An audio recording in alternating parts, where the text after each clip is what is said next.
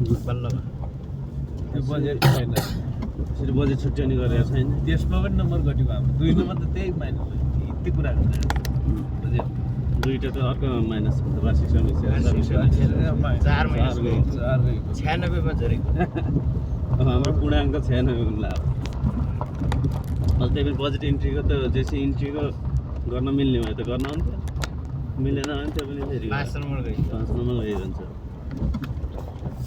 सहयोग त कहाँ ल्याउने हो ठिक 51 जिल्ला समन्वय समितिसँग केही छैन एक गतिको अन्तर प्रदेशमा अन्तर स्थानीय भयो त्यो जिल्ला समन्वयको छुट्टै हो त्यही त जिल्ला समन्वयको छुट्टै 94 भयो अन्तर पालिका छुट्टै 93 भयो ओ यानी अरे ऊ एमटीएफ छैन 92 भयो धेरै गर्दै हुँदा त त्यो 48 पनि आउँदैन क्या ओएनएम छ कि छैन छ भन्ने छ हैन ओएनएम गरे त होला आवधिक योजना पनि छ आवधिक योजना पनि छ यार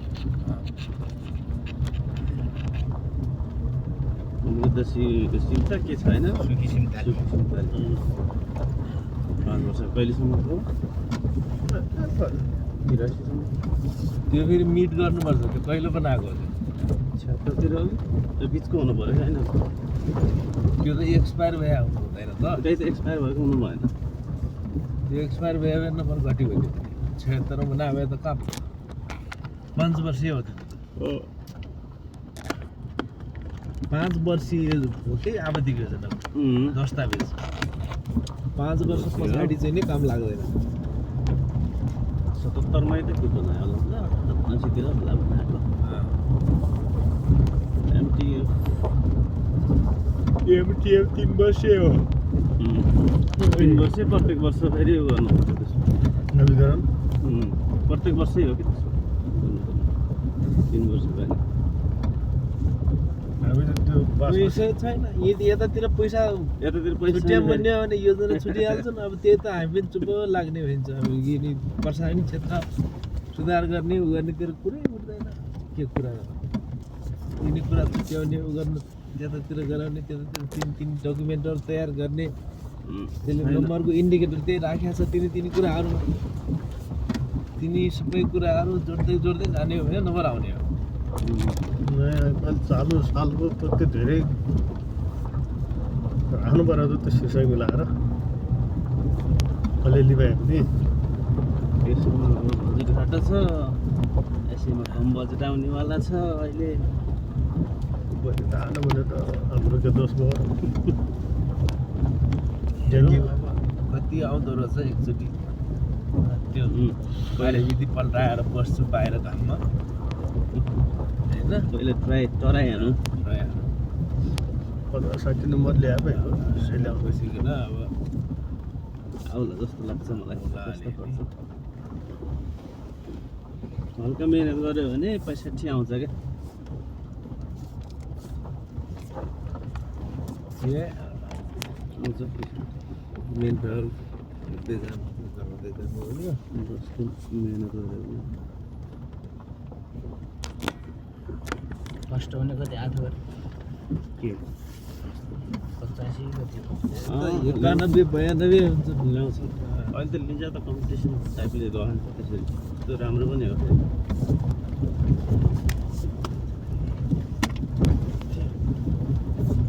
क्यामेरामा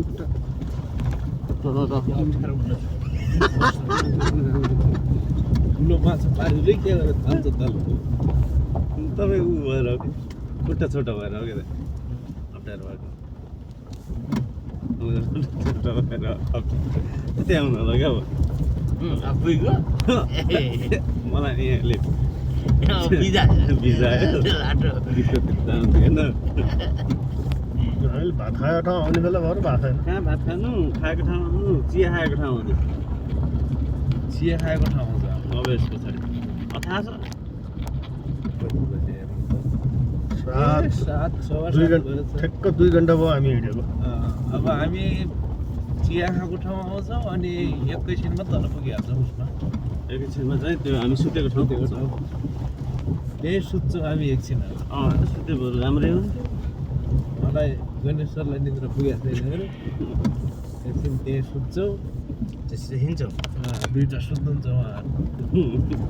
म त सुत्दैन म त सुत्दैन फर्स्टमा उठ्ने मै हुँ एउटा सुत्ने किन म सुत्नु टाइममा सुत्ने टाइममा उठ्ने मेरो पहिल्यैदेखि ह्याबिट छ म नि सुधार्छु जहिले बेलुका त भात खाएर गएर छ्याप्प सुत्यो म कसैको त फोन आयो पनि थाहा पाउँदैन खाने बित्तिकै सुत्नु हुन्न अरे त फेरि किन सुत्नुहुन्छ तपाईँ मलाई त भात खाने बित्तिकै सुत्यो भने बहुत अप्ठ्यारो लाग्छ क्या तपाईँ आएछन् खाइकन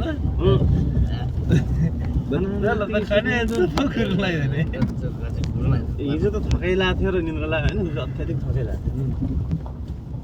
घुमाए जस्तो भयो त्यो कहीँ धेरै लाग्यो भने निन्द्रा लाग्दैन निन्द्रा लाग्यो हिजो चाहिँ कहीँ बढी भयो भने पनि निन्द्रा लाग्दैन मलाई निद्रा नलाग्यो भन्ने कुरा त हुँदै हुँदैन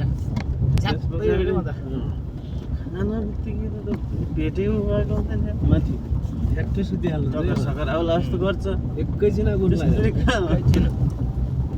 राम्रो हो फेरि निन्द्रा अब सुत्दै त राम्रो हो निन्द्रा लाग्यो भने धेरै रोगहरूको कन्ट्रोल हुन्छ होइन निन्द्रा ठुलो कुरा 8 घन्टा निन्द्रा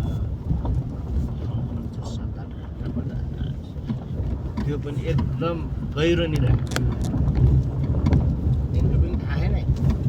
निन्द्रा फरक हुन्छ नि हुन्छ थाहा छ। गहिरो निन्द्रामा सुत्यो भने मान्छेले थाहै पाउँदैन त्यसको हामी थाहा नपाए पनि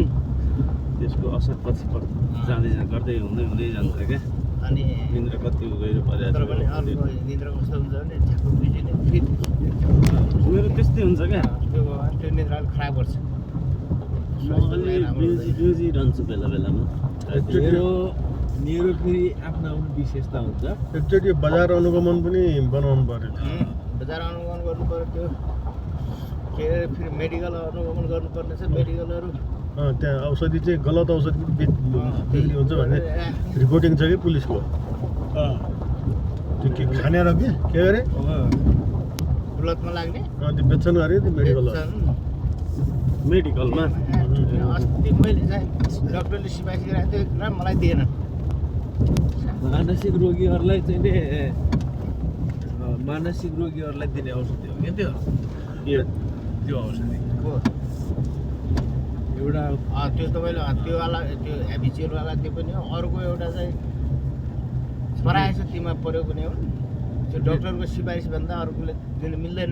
त्यो त्यो ब्ल्याकमा बेच्छन् फेरि त्यो गजडीहरूले खान्छन् त्यो त्यसले जुम नसा दिन्छ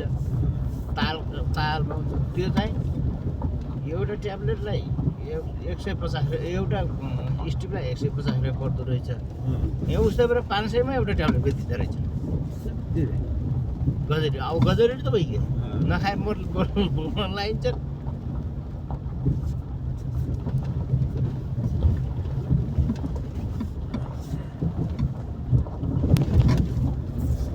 त्यो फेरि मेडिकलमा राख्दैन भित्र बिस्तारामा राख्छ माका बसेर हेर्ने बिस्तारो पल्टाउ बिस्तारै जान गाह्रो त्यो पुलिस पनि बेच्छन् भन्ने आश आइरहेको बेच्छन् भन्ने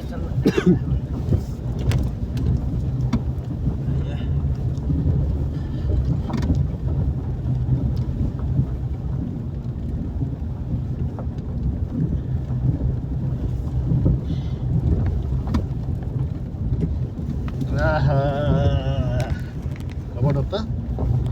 जुम्ली भन्दा महाजुम्ली भइसक्यो कि पुलिस जुम्ली त भोटे त एकदम पुरै गन्नाउने भएर बोका बाहिर निस्क्यो गरे पनि त्यहाँ एउटा छ त बोगैले त्यो घुम्न सक्न सकेन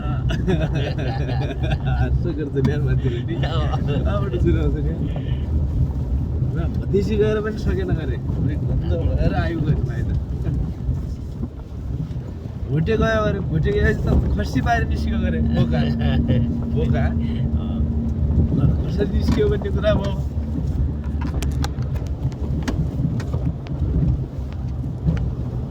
त्यहाँबाट त बोका भन्दा त भोटे बढी गन्ना हुने रहेछ माथि नआउँदैन नि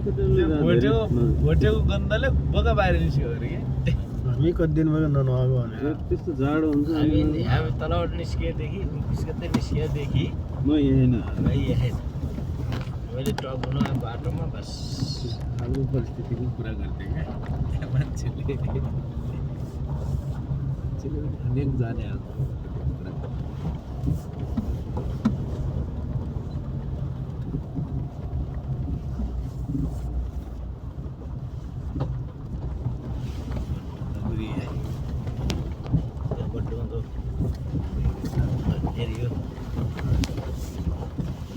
सिद्ध गरिन्छ होइन पश्चिमतिर त बड्डा भनेको साथी भन्छन् होइन र साथी त अनि यहाँ फेरि बुढोलाई बड्डा भन्नुहुन्छ